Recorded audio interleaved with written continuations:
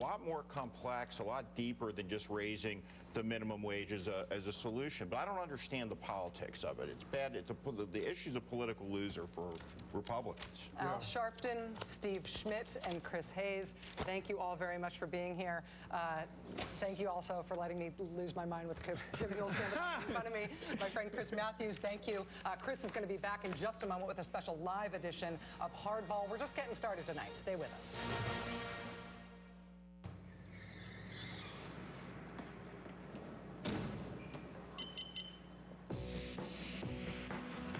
We don't just certify our pre-owned vehicles.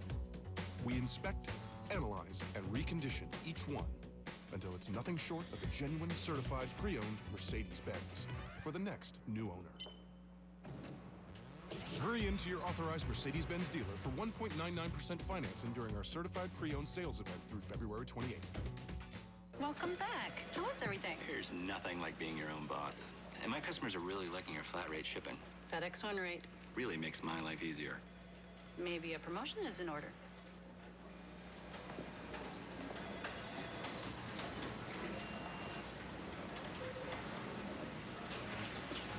Good news. I got a new title. And a raise? Management couldn't make that happen. Introducing FedEx One Rate. Simple flat rate shipping with the reliability of FedEx. Staples has everything you need to launch your big idea, adding thousands of products online every day, from hard hats and goggles, to tools and cleaning products, to state-of-the-art computers, to coffee to keep you fueled. From the sign over the door, to the boxes to get it out the door. Yes, Staples has everything you need to launch your big idea. Except your big idea. So when you get an idea, we're ready with everything else. Staples, make more happen. Introducing new fast-acting Advil with an ultra-thin coating and fast-absorbing Advil Ion Core technology. It stops pain before it gets worse. Nothing works faster. New fast-acting Advil. Look for it in the white box. With pain relief, we're all at the corner of fast is good and faster is better. Good thing Walgreens gets you in and out in no time, so you get the relief you need with new fast-acting Advil. At the corner of happy and healthy.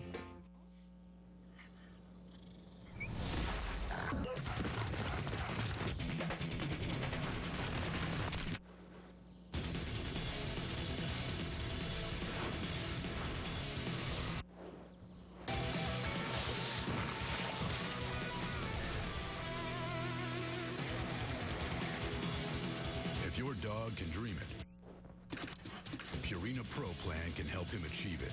Nutrition that performs.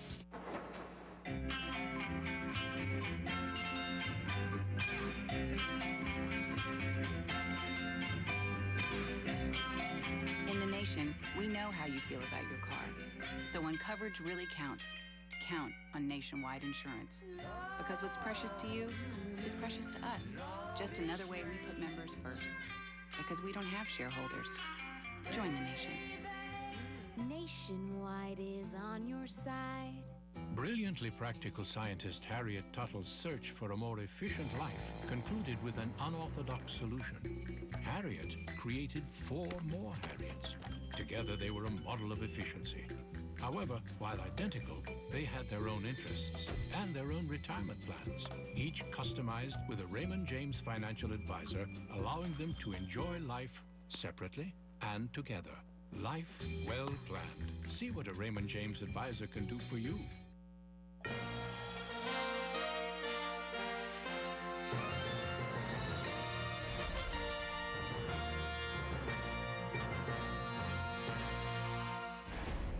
Good evening. I'm Chris Matthews up in New York. Leading off tonight, the president has 3 years left in his term. Tonight, he signaled what he plans to focus on in the remaining time. In a strong State of the Union address, the president delivered a center-left message without alienating the center-right of the country. He called on Congress to pass an extension of long-term unemployment benefits, to raise the country's minimum wage, to do something about climate change, and to stop endlessly taking up well, ridiculous votes on the Affordable Care Act. He touted the need for equal pay for women, saying it's time to do away with workplace policies that he said belong in a Mad Men episode. By the way, a reference that even got John Boehner laughing. Well, the cornerstone of this speech was strengthening the middle class, of course, and building ladders of opportunity. In fact, it was his opportunity agenda tonight for all Americans. And he warned the Congress, if they don't act, he would take executive action in areas where he could. Well, here's how the president framed the big debate in Washington.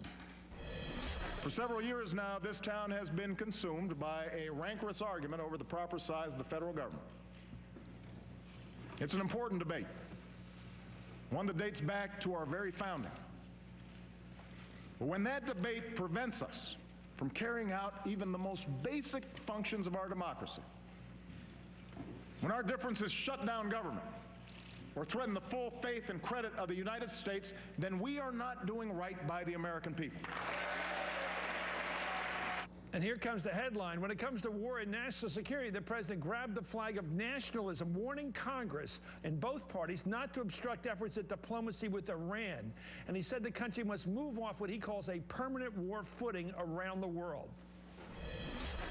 As Commander-in-Chief, I have used force when needed to protect the American people. And I will never hesitate to do so as long as I hold this office. But I will not send our troops into harm's way unless it is truly necessary, nor will I allow our sons and daughters to be mired in open-ended conflicts. We must fight the battles that need to be fought, not those that terrorists prefer from us. Large-scale deployments that drain our strength and may ultimately feed extremism. America must move off a permanent war footing. Overall, a strong message delivered tonight by the president. He delivered a very American speech, a very nationalistic speech, I thought, using the term American over and over again. Howard Fineman is editorial director for the Huffington Post, and David Corn is Washington bureau chief for Mother Jones. Both are MSNBC political analysts. Howard, the president knows how to deliver a headline, and he waited till the end of the speech after all the talk about minimum wage and earned income tax credits and all that stuff, which is vitally important to the economy of the country. He knew he delivered a barn burner of a close by saying, I will veto any interference in my diplomacy, and went further to say, we're not going to get any more of these wars that were euchred into by the terrorists. He basically said, terrorists have been smart and bring us into ground campaigns where we end up killing a lot of Islamic people and making them stronger. This was a very, I thought, rebellious speech by the president against the hawks. Your thought? Well, I agree with that, Chris, and I thought it was a dramatic close to really almost a tour de force of political survivalist speech. Yes. Here's a guy who is coming in with a 43% approval rating, you know, way down in the dumps for historical comparisons to recent presidents, and yet he sort of had a spring in his step and a very optimistic, upbeat, and forceful delivery. Even though many of the proposals he was putting out there, either legislative ones or executive ones, were pretty modest, and some of them merely aspirational. He's going to convene a meeting or do this and do that.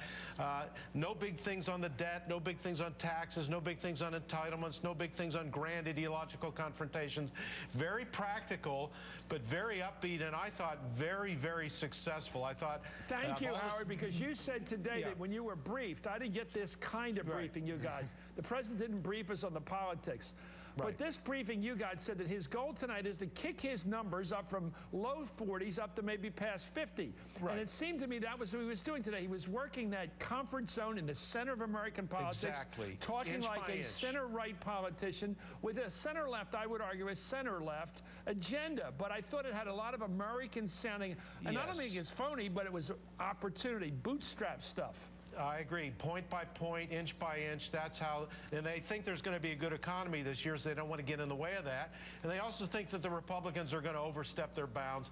They think it's a win-win. If the Republicans cooperate with this new spirit, fine. If they don't, the president and his people think they have the right tone heading into this year. Forget about him. Anyway, let me go to David. Forget about him might be the theme here, but I thought it was interesting the way he embraced John Boehner in that very charming way of saying, we've got here the son of a barkeep. I don't think he meant that, but let's watch him do that. This is fascinating, because then he talked about himself being the son of a single mother, so he put himself in that rap as well. Let's watch. Here in America, our success should depend not on accident of birth, but the strength of our work ethic and the scope of our dreams. That's what drew our forebears here. That's how the daughter of a factory worker is CEO of America's largest automaker.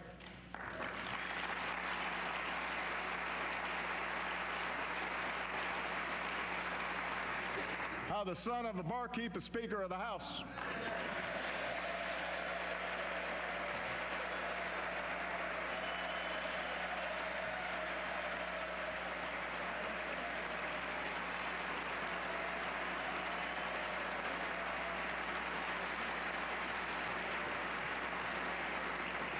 How the son of a single mom can be president of the greatest nation on earth.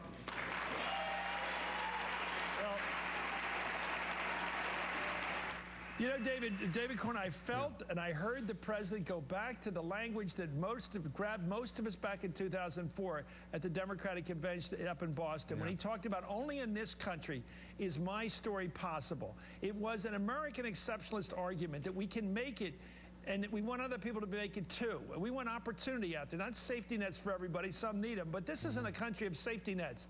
It's a country of opportunity. I thought it was a very American, and I don't think it was particularly, it didn't sound lefty. It certainly was center left in its proposals because he wants government to do stuff. But I can see a center-right person watching it tonight and say, I got no problem with that. I don't know. I have a bit of a contrarian view tonight from Howard. You it's and one after of our midnight. friends. Go ahead. You know, it's after midnight, so please, forgive me. You know, I think the tone was positive, uplifting, American, all the, rhetorically, a lot of the right notes. I agree with you and Howard and basically everybody else on that. I think he did a great job of delivering. I think the delivery was better than the content. He looked good. He looked positive. But I really think, in some ways, there was not much of a overarching political message here. Everything he asked for in the speech, he's asked for in the past. He talked about, well, I'm going to try to get CEOs to raise your minimum wage. You know, he's given up on legislation, and while he's given up on that, not a minimum wage.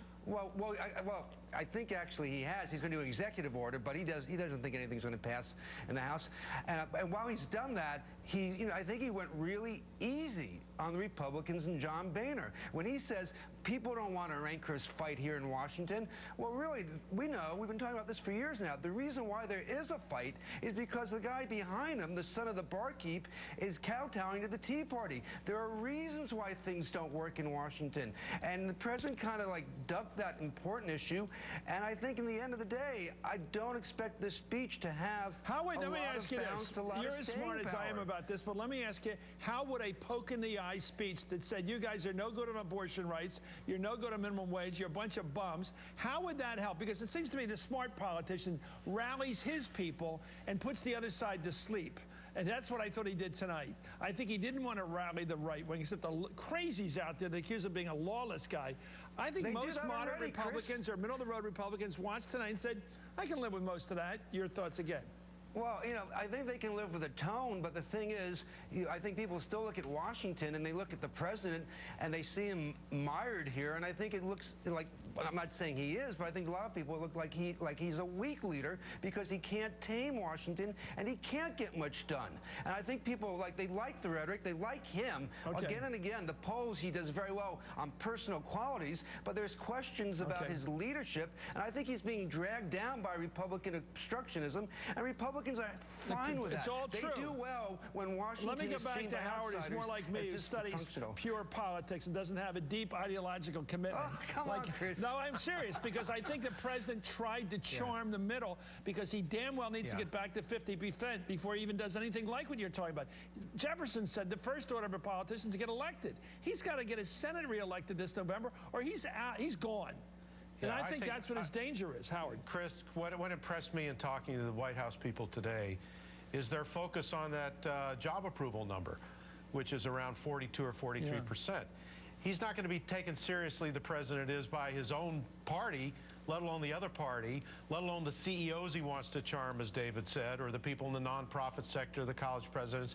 What the president is doing here is going to try inch by inch over the succeeding days and weeks and months to buck up his approval numbers. What the people at the White House said is, look, we had a terrible fall.